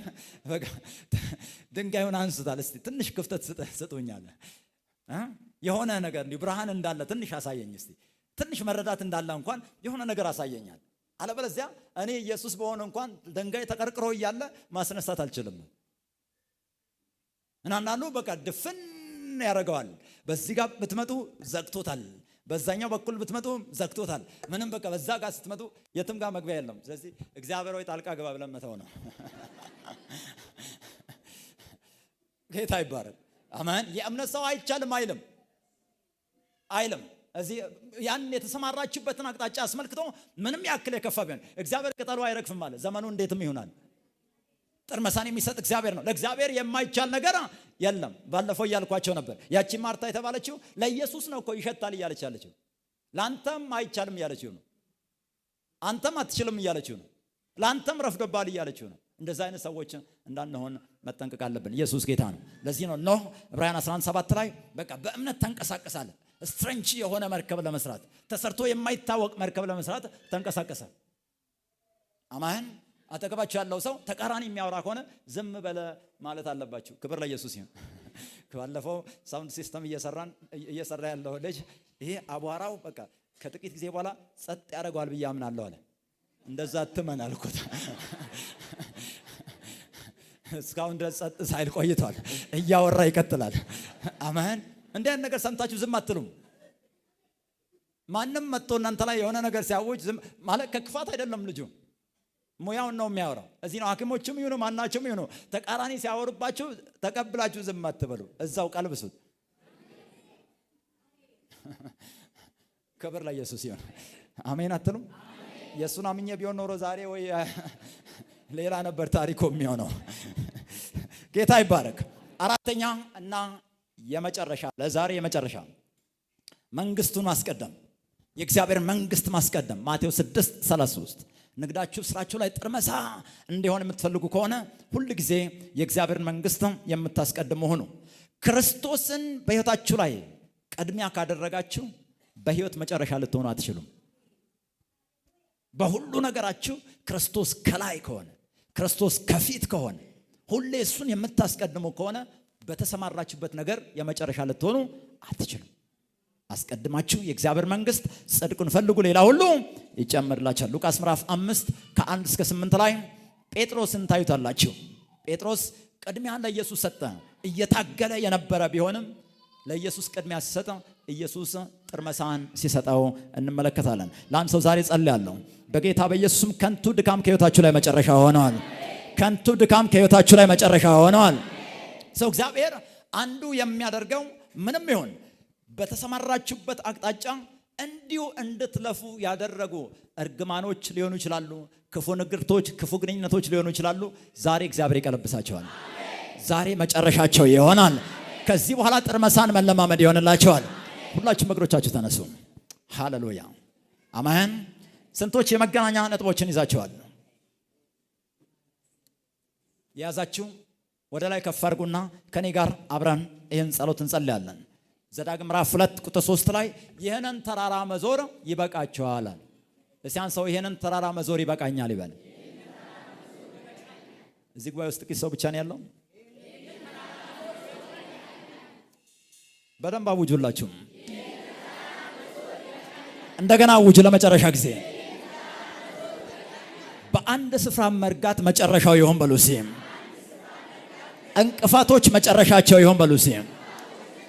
በቃ ያም ማወጅ ጀምሩ። አሁን እጆቻችሁን ከፍ አድርጉና አውጁላችሁ። ንግዳችሁን፣ ስራችሁን አስመልክተው በአንድ ስፍራ መርጋት ያብቃ። በያዝኳቸው ዶክመንቶች ላይ በእኔ ላይ በእጆቼ ስራ ላይ የእግዚአብሔር ሞገስ ይሆን። ለፍንዳታ ለጥርመሳ የሆነ ጸጋ ይሆን። አሁን ጸልዩ። 1 2 3 ደቂቃ እንጸልያለን። በኃይል መጸለያችሁን ቀጥሉ። እግዚአብሔር በዛ መንገድ ይፈጥርላችኋል። ማስመለሶች ይሆናሉ። ዛሬ እንደ ሕዝቅኤል የደረቁ አጥንቶች ታላላቅ ሰራዊት ሆነው እንደተነሱ የደረቁ ከሚመስሉ ሰዎችና ፍጻሜ መካከል እግዚአብሔር ታላላቅ ሰራዊት የሆኑ ንግዶችን፣ ታላላቅ ሰራዊት የሆኑ ስራዎችን፣ ታላላቅ ሰራዊት የሆኑ አገልግሎቶችን እግዚአብሔር ያስነሳል።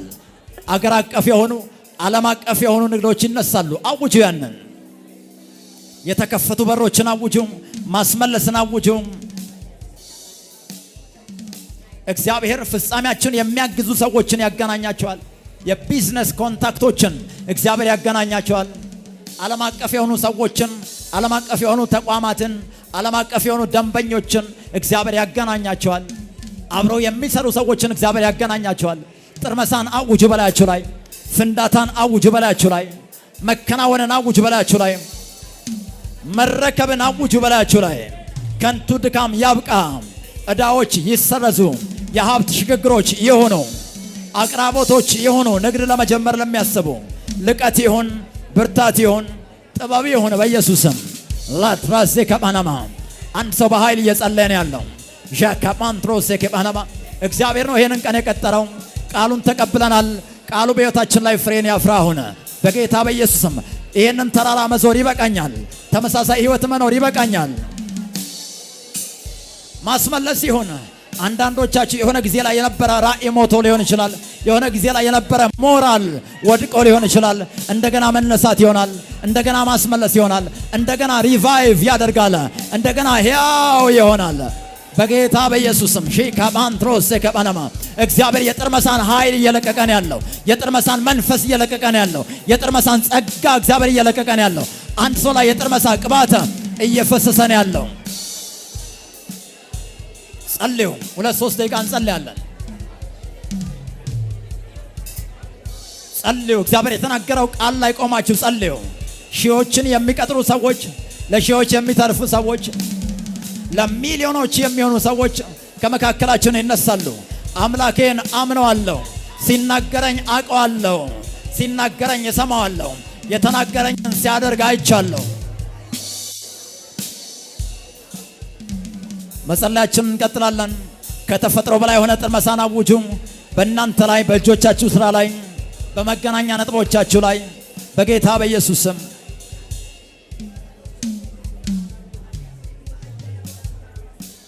እየጸለይን ሳለ በመካከላችን ኢየሱስ ክርስቶስን የሕይወታችሁ ጌታና አዳኝ አድርጋችሁ ያልተቀበላችሁ ለእናንተ መጸለይ እንፈልጋለን።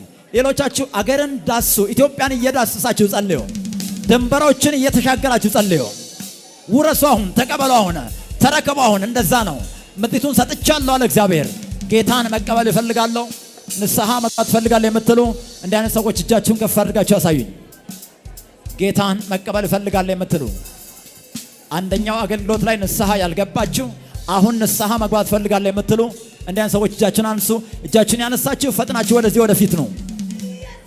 ሌሎቻችሁ ጸልዩ፣ ጸልዩ። ታናሹ ለሺ የሁሉ ታናሽ ለብርቱ ሕዝብ አንደኛው አገልግሎት ላይ ያልወጣችሁ ብቻ ወደዚህ ትመጣላችሁ፣ ወደዚህ ትመጣላችሁ። እግዚአብሔር ይባርካችሁ። ሌሎቻችሁ ጸልዩ፣ ጸልዩ በኃይል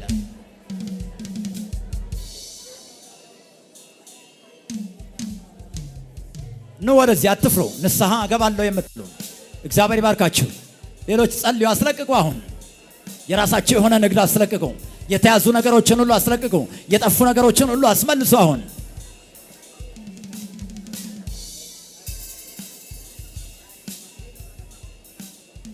ፈጥናችሁ ነው የምትመጡ። ፈጥናችሁ ወደዚህ ነው። እግዚአብሔር ታሪካችሁን ይቀይራል። እግዚአብሔር ሕይወታችሁን ይቀይርላችኋል። ከፍት ያላችሁ እናንተም ጸልዩ። እጆቻችሁን አንሱና ወደ ላይ ከፍት ቆማችሁ እጆቻችሁን ወደ ላይ አንሱ። አንስታችሁ እግዚአብሔር ሆይ ኃጢአቴን ይቅር በል ብላችሁ ጸልዩ።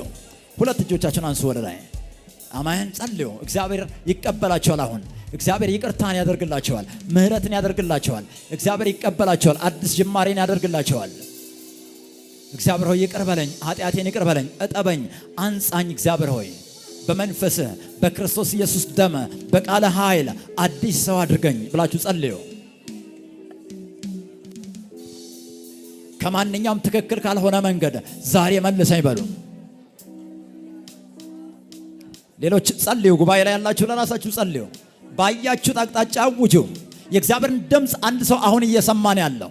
ንግዱን አስመልክቶ፣ ስራውን አስመልክቶ አንድ ሰው የእግዚአብሔርን ድምፅ እየሰማ ነው ያለው። አሁን የእግዚአብሔርን ምሪት አሁን እየተቀበለ ነው ያለው። አንድ ሰው እያየ ነው ያለው። አሁን ቀጥሉ መጸለያችሁ። እናንተ ከፍት ያላችሁ ቀኝ እጃችሁን ደረታችሁ ላይ አድርጉ። ቀኝ እጃችሁን ደረታችሁ ላይ አድርጉ። ከፍት ያላችሁ እንደዚህ አድርጉ። እየሰማችሁኝ ነው? ከፍት ያላችሁ ቀኝ እጃችሁን ደረታችሁ ላይ አድርጉ። ከዛ አንድ እጃችሁን ወደ ላይ አንሱና እግዚአብሔር ሆይ በሉ። ሁላችሁም እግዚአብሔር ሆይ፣ ሁላችሁም በሉ። እግዚአብሔር ሆይ አመሰግንሃለሁ። እኔ ኃጢአተኛ ነኝ፣ ኃጢአቴን ይቅር በል። ኢየሱስ ክርስቶስ ጌታ እንደሆነ በአፌ መሰክራለሁ። ለእኔ እንደሞተልኝ ከሙታን እንደተነሳ በልቤ አምናለሁ። ከዚህ ሰዓት ጀምሮ ኢየሱስ ጌታዬ ነው። ኢየሱስ አዳኜ ነው። አባት ሆይ ስላዳንከኝ፣ ይቅር ስላልከኝ አመሰግናለሁ። ከዚህ ቀን ጀምሮ አንተን እከተልሃለሁ፣ አንተን አመልክሃለሁ። ያንተ ልጅ ሆኛለሁ። ስለተቀበልከኝ፣ ስላዳንከኝ አመሰግንሃለሁ። በኢየሱስ ስም አሜን። በጌታ በኢየሱስ ክርስቶስ ስም ያዳናችሁ ያው የእግዚአብሔር ጸጋ በቤቱ ያጽናችሁ። ማንኛውም ተቃራኒ ነገር ከሕይወታችሁ ላይ የተሻረ የሆነ ከሕይወታችሁ ላይ የተሰበረ የሆነ በጌታ በኢየሱስ ክርስቶስ ስም እግዚአብሔር ይባርካችሁ። አገልጋዮችን ተከተሉ። በዚህ በኩል ሁላችሁም አንድ ላይ ውጡ። ወደዚህ ትወጣላችሁ። እኔን ተመልከቱኝ። በዚህ በኩል ሁላችሁም ውጡ። ሁላችሁም እጆቻችሁን አንሱ። መገናኛ ነጥቦችን የያዛችሁ ወደ ላይ አንሱ። በጌታ በኢየሱስ ስም አውጃለሁ። ከዚህ ሰዓት ጀምሮ ማንም የማይቋቋመው የጥርመሳ ኃይል በእናንተ ላይ አርፏል። ማንም የማያስቆመው የጥርመሳ ኃይል በእናንተ ላይ አርፏል። እስካሁን ሰምታችሁ አይታችሁ የማታውቁት አይነት ጥርመሳ በሕይወት ይሆንላችኋል። ሕይወታችሁን እየተገዳደረ ያለ ተቃራኒ ሁኔታ፣ ቢዝነሳችሁን፣ ስራችሁን የሚገዳደር ተቃራኒ ኃይል ሁሉ ዛሬ መጨረሻ ሆኗል። በኢየሱስም ጥሳችሁ መውጣት ይሆንላችኋል። ጥሳችሁ መውጣት ይሆንላችኋል። ጥሳችሁ መውጣት ሆኖላችኋል። ቅዱስ አባት ሆይ እናመሰግናለን። በጌታ በኢየሱስ ስም እንግዳ የሆነ የእግዚአብሔር ሞገስ ሆኖላችኋል። በኢየሱስ ክርስቶስ ስም ለእግዚአብሔር ታላቅ የሆነ ክብርን እየሰጠን ሁላችንም እንቀመጣለን። ሃሌሉያ። ፈጠን ብለን ዮሐንስ ወንጌል ምዕራፍ 6 እናወጣለን። ዮሐንስ 6 ከቁጥር 53 እስከ 57 ያለውን አንብበን የጌታን ስጋና ደም እንካፈላለን። የጌታ ስጋና ደም ሁለት ነገሮችን ያደርጋል። አንደኛው ለንግድና ለስራ ጥርመሳ ጥበብና ልቀትን ዛሬ ያካፍለናል። አንዳንዶች በራሳቸው ሞኝነት በብክነታቸው ሳይበለጽጉ ሳይጠረም